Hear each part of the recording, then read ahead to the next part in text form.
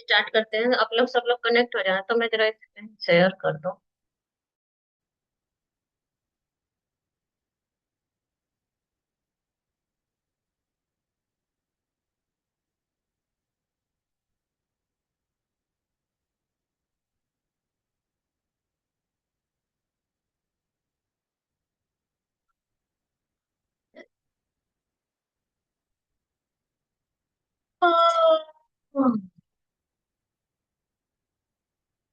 Physical properties of electromagnetic, कल electrical properties discuss किया था हम लोगों ने।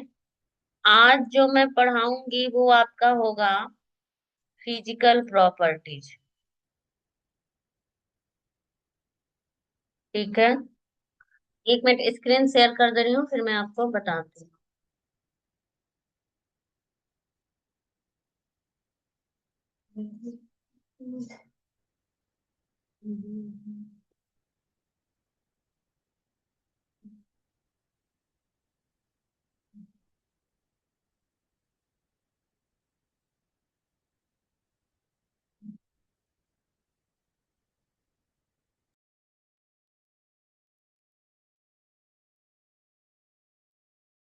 ऑल स्टूडेंट आर कनेक्ट या join then start the class, some time waited. कल हमने क्या किया था कि इलेक्ट्रिकल प्रॉपर्टीज डिस्कस किया था, और आज हम लोग करेंगे फिजिकल प्रॉपर्टी।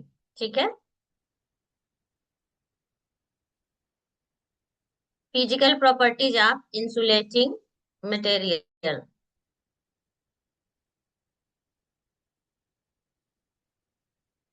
ठीक है, तो एक दो मिनट वेट करते हैं, फिर स्टार्ट करेंगे क्लास।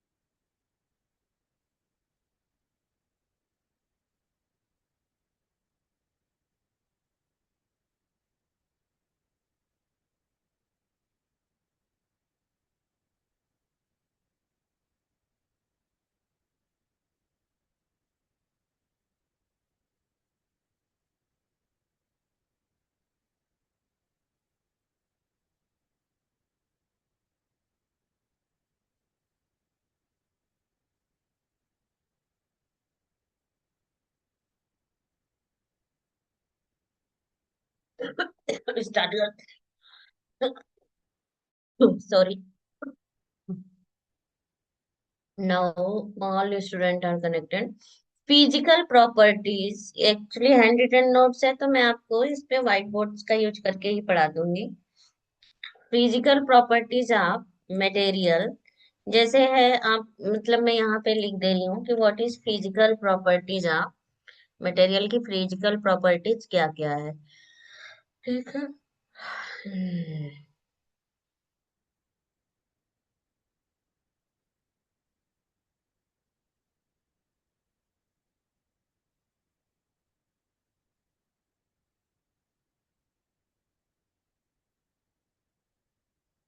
डिस्कस करते हैं one by one.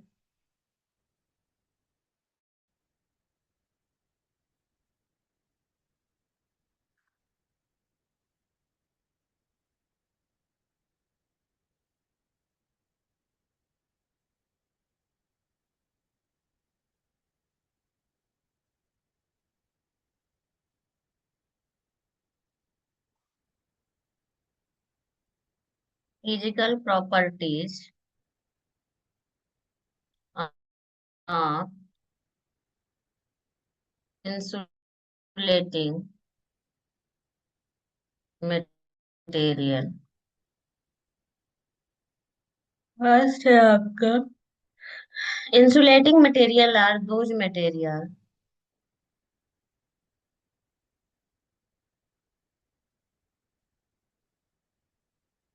insulating material are those material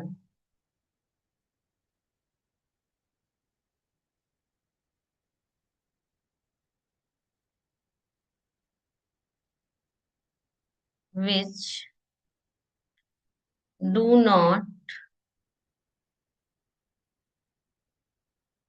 allow electric current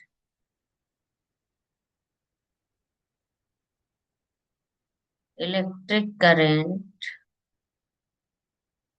to pass easily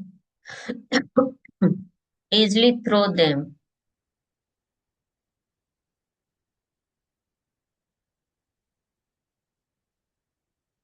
ठीक है, their physical property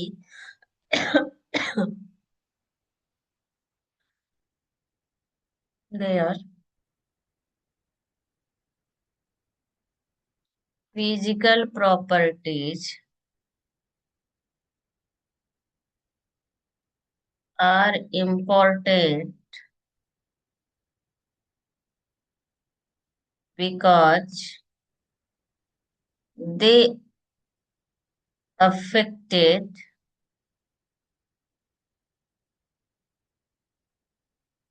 the strength, durability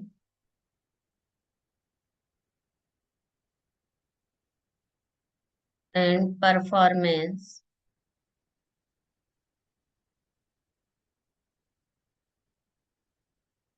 of electrical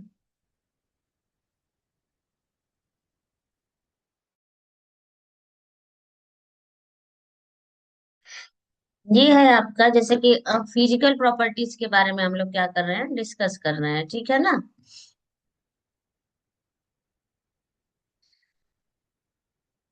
तो फिजिकल प्रॉपर्टीज में इंसुलेटिंग मटेरियल की ही फिजिकल प्रॉपर्टीज डिस्कस कर रहे हैं। तो इंसुलेटिंग मटेरियल वो मटेरियल होते हैं, ये तो हमें पता ही है कि those material which do not allow electric current to flow easily through them, मतलब कि जिसमें आपकी इलेक्ट्रिक करंट आराम से आपका इलेक्ट्रिक करंट फ्लो ना हो। ठीक है। अब इसमें है कि जैसे some insulating material are select time like physical quantity, इस तरह से जैसे लिखा है ना मैंने कि there physical quantities are important. अब फिजिकल क्वांटिटीज में भी हम देखते हैं कि कुछ मटेरियल के लिए फिजिकल क्वांटिटी आपकी क्या है, इम्पोर्टेंट है। तो उसमें भी आपका जैसे पहला है मैकेनिकल स्ट्रेंथ। ठीक है, तो मैकेनिकल स्ट्रेंथ को देखिए डिस्कस करेंगे। सबसे पहली प्रॉपर्टीज आपकी क्या है, यूनिट थर्ड में डिस्कस कर रही हूँ पढ़ाने के बाद आपको शेयर कर दूंगी। जैसे देखिए यहाँ दिया है हाइप्रो स्कोपिटी, लेकिन मैं डिस्कस करूंगी आपसे। पहली प्रॉपर्टीज है आपकी फर्स्ट, मैकेनिकल स्ट्रेंथ।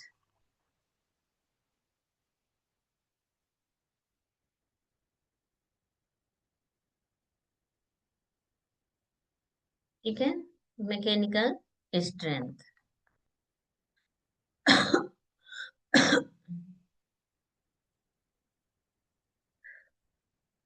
इसमें देखिए आप, it is the ability of,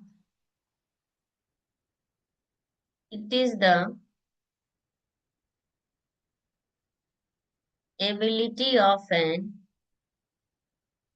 insulating material,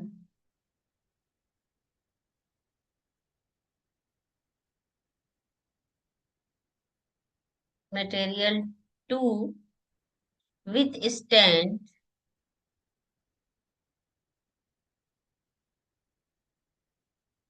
mechanical stress,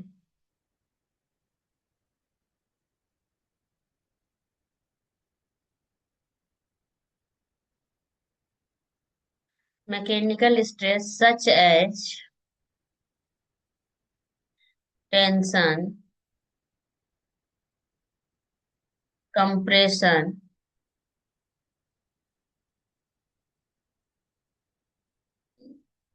bending,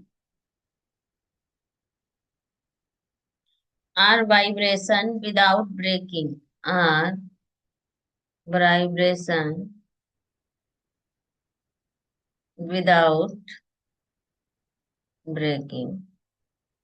ठीक है, जैसे एग्जाम्पल है आपका, फर्स्ट एग्जाम्पल इसमें है, इन ट्रांसफॉर्मर एंड मोटर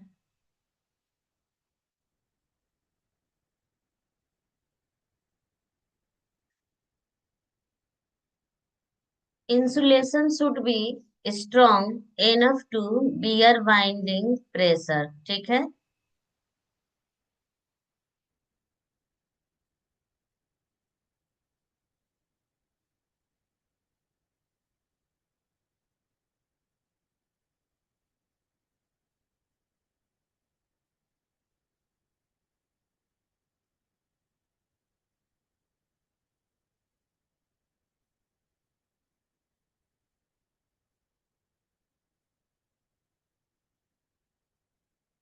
ठीक है ना, क्लियर ये? आप इसको देख लीजिए, मैं इसमें देख बता दे रही हूँ आपको।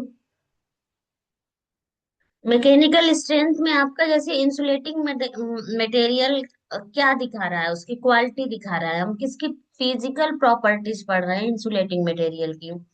तो ये मैकेनिकल स्ट्रेंथ आपकी ये क्वालिटी दिखाता है कि किसी मतलब मटेरियल में उसके स्ट्रेस कितना है, उस पे प्रेशर कितना है, उसमें बेंडिंग्स कितना है, वाइब्रेशंस कितना है, वो कितने, इन सारी चीजों को वो मटेरियल कितने, उसकी कितनी एबिलिटी है या कैपेसिटी है कि उस चीज को वो क्या कर सकता है, कैपेसिटी इतनी अच्छी है कि नहीं, वो इन सारी चीजों को सह सकता है कि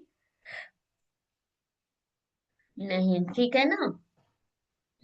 अब ये मैकेनिकल स्ट्रेंथ हमारी क्यों इम्पोर्टेंट है, जैसे मोटर में है, ट्रांसफॉर्मर में है, इन सारी चीजों में क्या करते हैं, ये इम्पोर्टेंट है। ठीक है, यूजफुल है। तो ये प्रॉपर्टीज अगर थोड़ी बहुत क्लियर हो तो इसको नोट करिए, फिर आगे बढ़ेंगे हम लोग।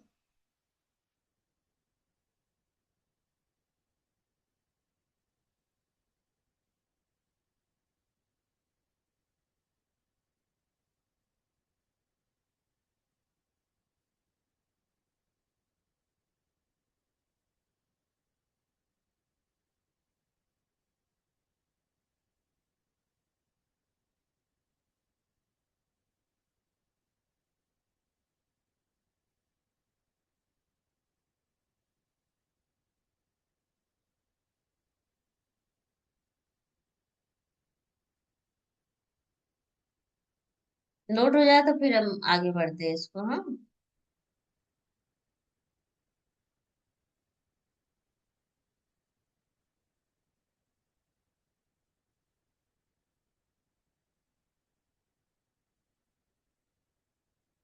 ठीक है।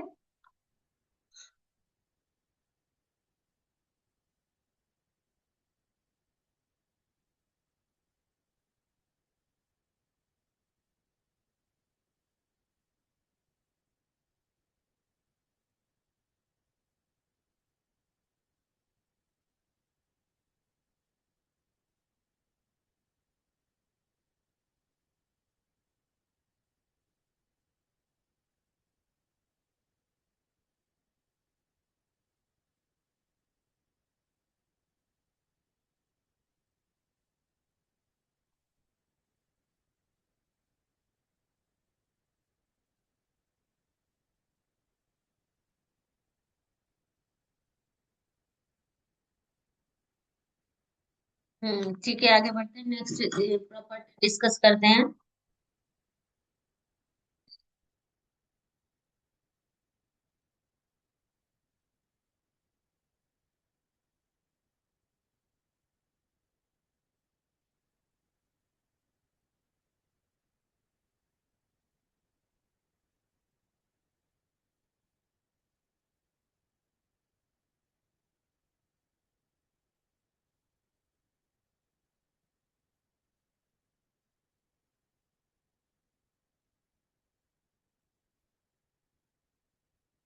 मैकेनिकल हो गई, अब नेक्स्ट प्रॉपर्टीज है आपकी। टोटल 7 प्रॉपर्टीज है, तो जल्दी जल्दी मैं डिस्कस कर रही हूँ। आपकी दूसरी, आपकी density. Second properties, density, DENSITY, density.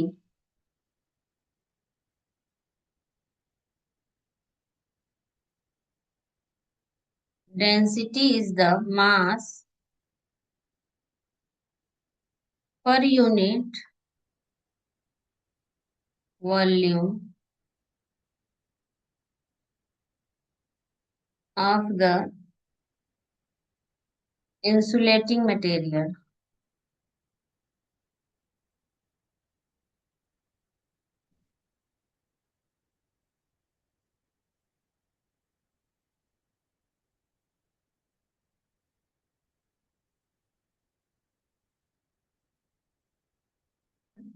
First है high density.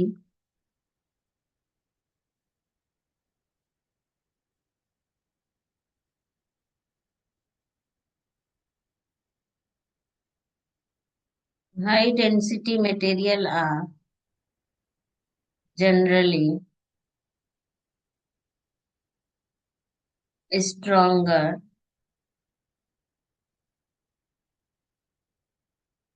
and more compact.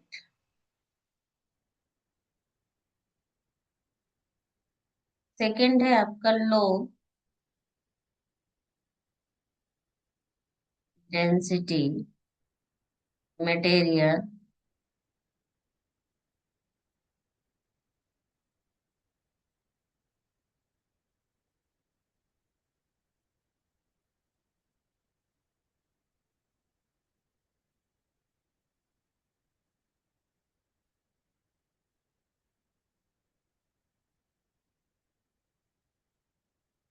Example है, जैसे आपका पोर्सलिन है, has higher density than paper insulation. तो जैसे डेंसिटी की अगर हम बात करते हैं, तो डेंसिटी मीन्स आप लोग को पता ही होगा कि ये क्या करता है, किसी पदार्थ के द्रव्यमान और आयतन के क्या होता है, प्रोपोर्शनल होता है डेंसिटी। ठीक है ना। मतलब अधिक घनत्व वाले पदार्थ सामान्यतः मजबूत होते हैं, कम घनत्व या हल्के पदार्थ डेंसिटी जिन होती है ना, बहुत कम हल्की होती है। डेंसिटी पढ़ा रहे हैं, फिजिक्स का पढ़ा हाँ, रहा है, बताएंगे तो पकड़ लेंगे। डेंसिटी बता रही हूँ।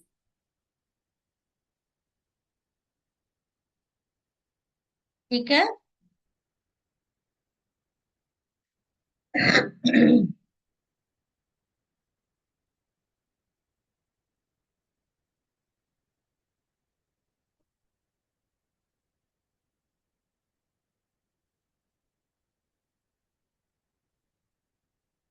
अब नेक्स्ट है आपका hardness. Hardness,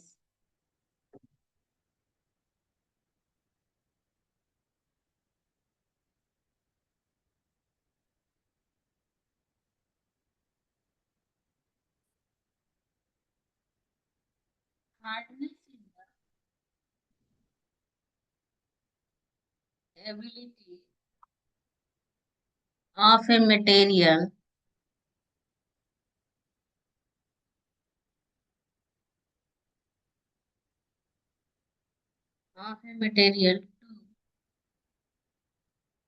to resist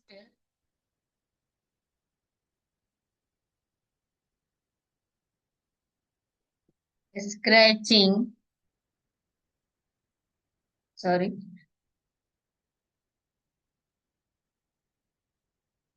scratching, wear and surface damage. ठीक है। अब इसमें देखिए पहला क्या रहेगा आपका, hard material last longer.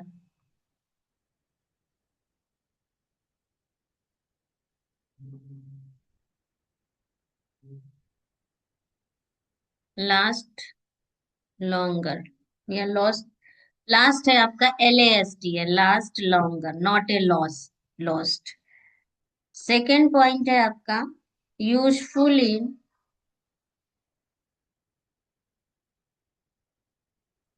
Useful in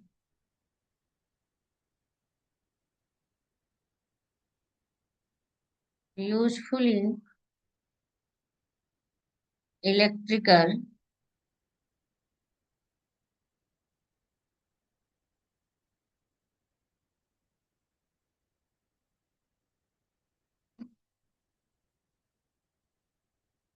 electrical fitting and switch gear part. Example है जैसे आपका, एग्जाम्पल ग्लास एंड पोर्सलिन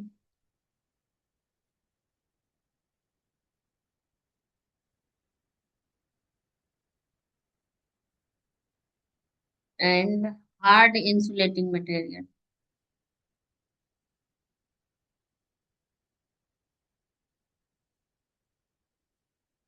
ठीक है। ये किसका है, हार्डनेस के बारे में बता रहे हैं, हम फिजिकल प्रॉपर्टीज पढ़ रहे हैं तो इसके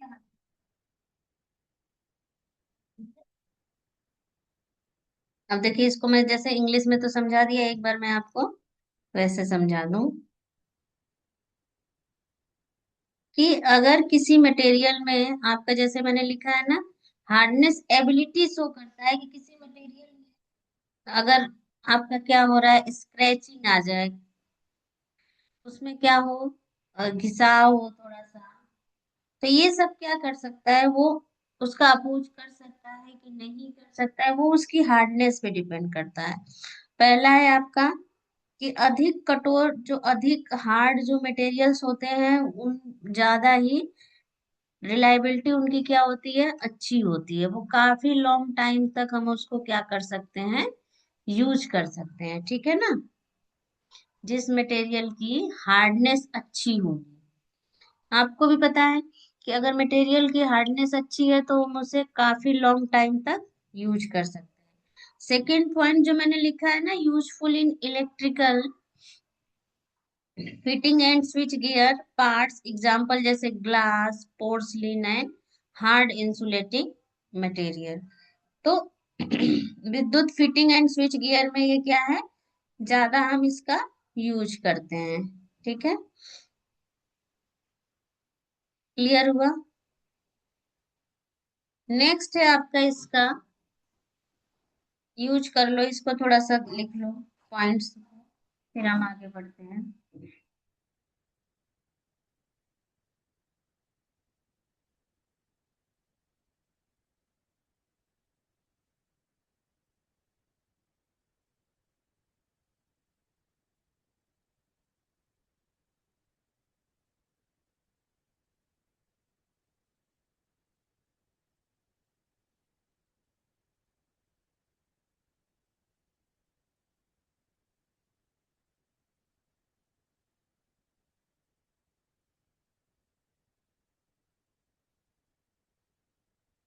क्लियर हुआ तो आगे बढ़ते हैं, इसको नोट कर लिया तो।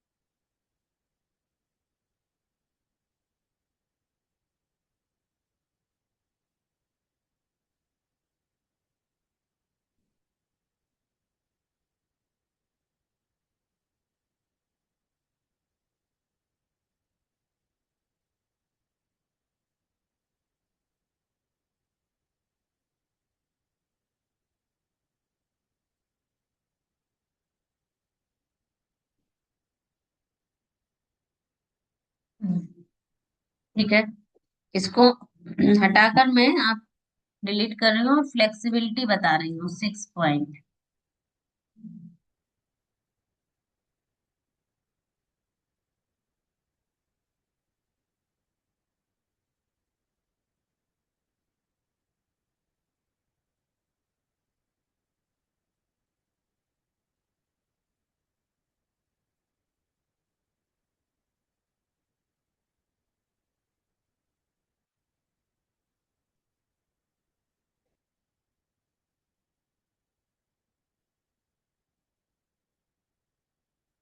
एबिलिटी ऑफ द मटेरियल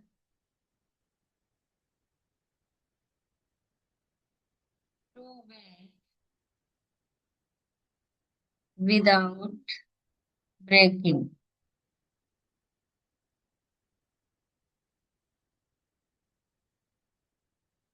ठीक है, अब देखिए इसमें पहला पॉइंट्स देखते हैं हम लोग। First point,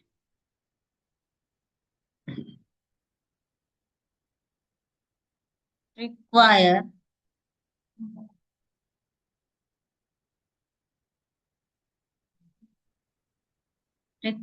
where insulation has to be wrapped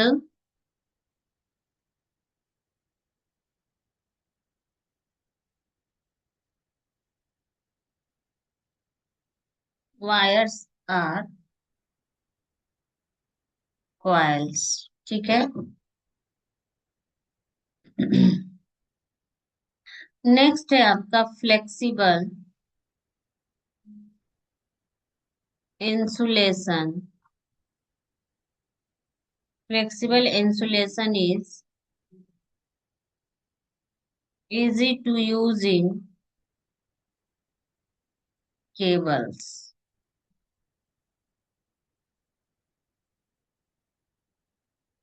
ठीक है, एग्जाम्पल जैसे इसमें आपका एग्जाम्पल्स हैं,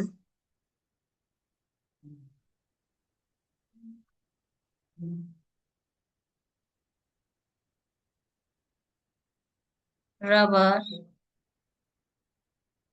and PVC are flexible insulator.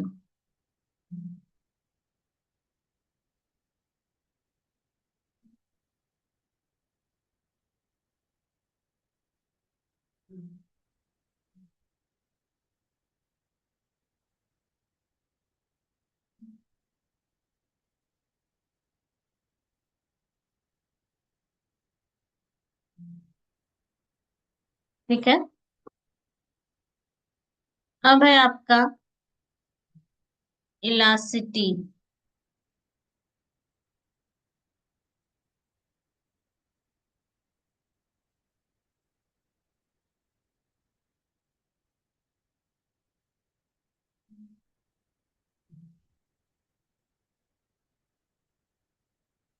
Elasticity, elasticity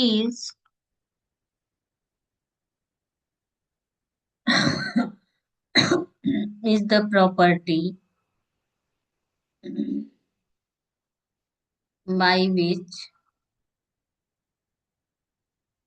a material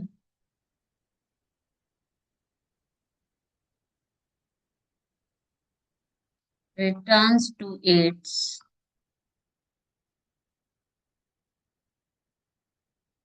original shape after the removal of force। ठीक है, अब इसके जैसे इंपॉर्टेंट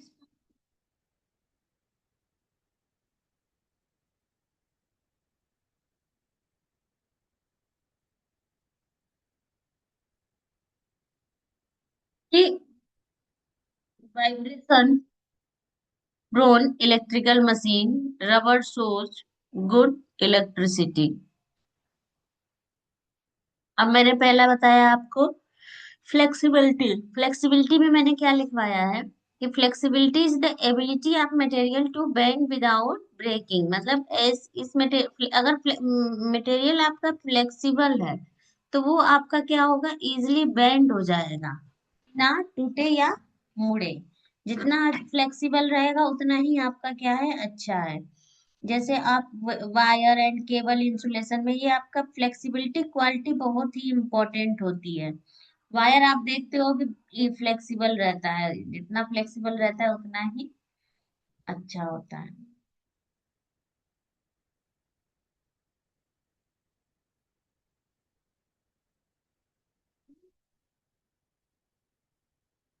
अब नेक्स्ट है आपका कि flexible insulator is easy to use in cable. अगर मटेरियल जितना आपका फ्लेक्सिबल है तो उतना ही हम मटेरियल को आसानी से यूज कर सकते हैं। जैसे आपका है रबर है, पीवीसी है इसमें। अब इला इलास्टिसिटी की बात कर रहे हैं, ये आपका ये बताता है कि अगर फोर्स हम किसी मटेरियल्स पे डाल रहे हैं तो अपना पुनः, अगर आपने जैसे किसी मटेरियल्स पे फोर्स लगाया तो मटेरियल्स क्या हो जाएगा आपका, उस टाइम पे फैल जाएगा या उस प्रेशर में होगा तो कंप्रेस हो जाएगा, ठीक है ना। तो आप जैसे ही फोर्स को रिमूव करोगे तो अपना सेम फिर से अपने साइज में वापस आ जाएगा, ठीक है। तो ये आपका कहलाता है इलास्टिसिटी। अब जैसे इसमें आपका क्या है, रबर है। ये आपके कैसे मटेरियल्स है, इनकी प्रत्यास्थ जैसे बोलते हैं इलास्टिसिटी है, इलास्टिसिटी नहीं है, ये सारी चीजें इसमें शो होती है। तो इन दोनों पॉइंट्स को आप लोग पहले नोट कर लीजिए, फिर आगे बढ़ती हूँ मैं। ब्रिटलनेस बताऊंगी, ये भी आपकी क्या है, फिजिकल प्रॉपर्टी है, ठीक है।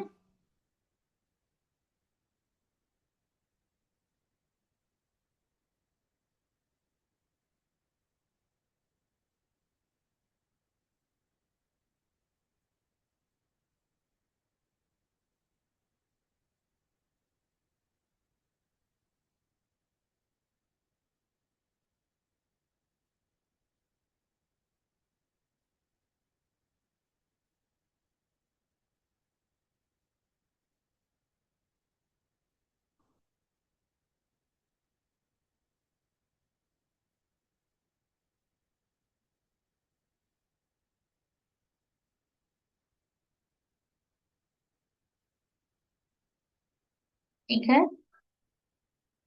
नोट कर लिया।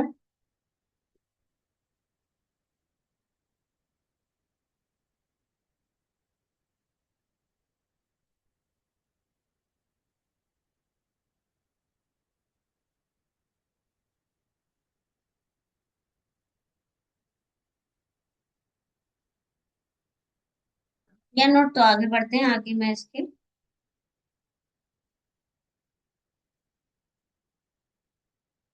स्टार्ट करती हूँ।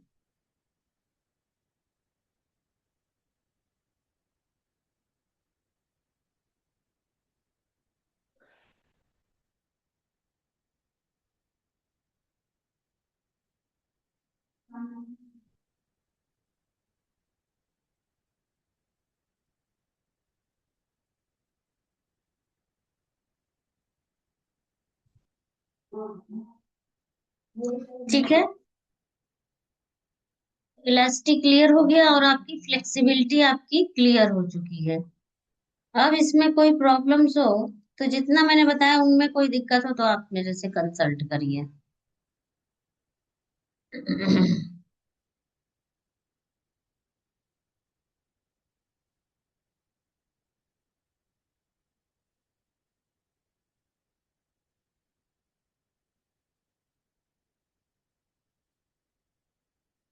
क्लियर है यहाँ तक?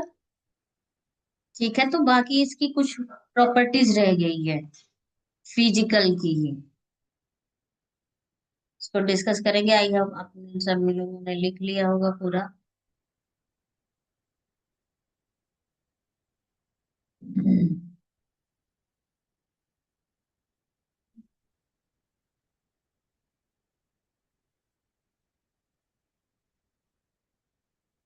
Not a unit, to.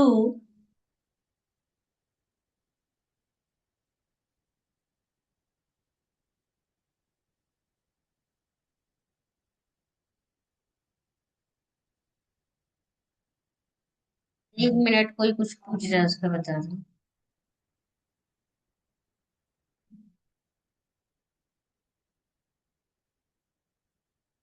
Unit 2 नहीं डिस्कस हो रहा है। आप कौन है? वे आस्क हिम। यूनिट 2 नहीं है, यूनिट 3 आर डिस्कस। ग्रुप में मैं डालना भूल गई थी। आप लोग जो है पहले मैंने जिनको भेज दिया है, वो लोग आप लोग प्लीज शेयर कर दीजिए। ये यूनिट 3 डिस्कशन चल रहा है हमारा, नॉट ए यूनिट 2।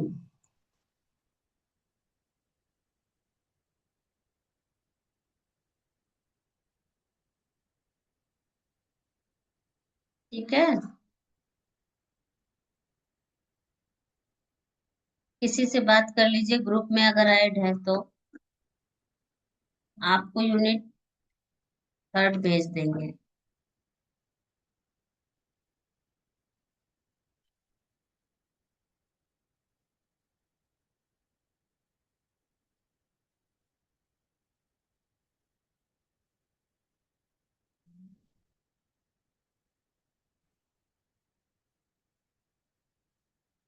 क्लियर है? अब अटेंडेंस को मार्क करो। किसी को और किसी को कुछ पूछना था पूछ लीजिए।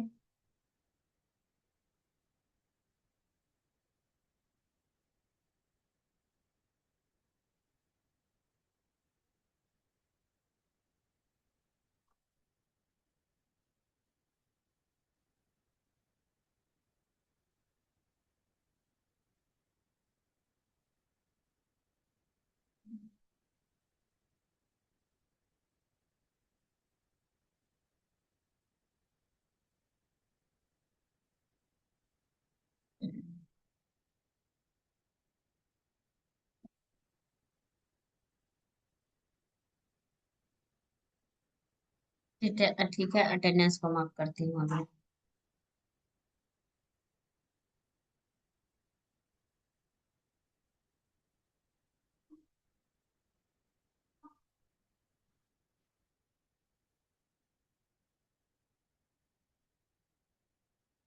ये अटेंडेंस कैसे नहीं लग रही है आप लोगों की भाई?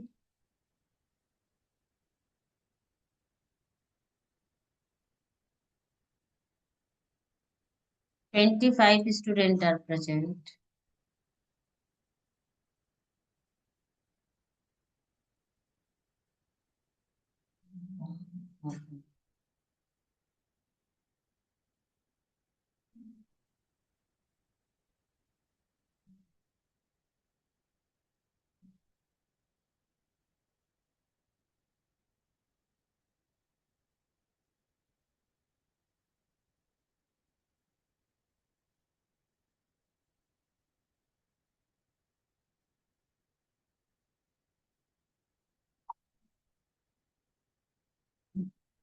इसके बारे में कल डिस्कस कर देंगे, ठीक है ना?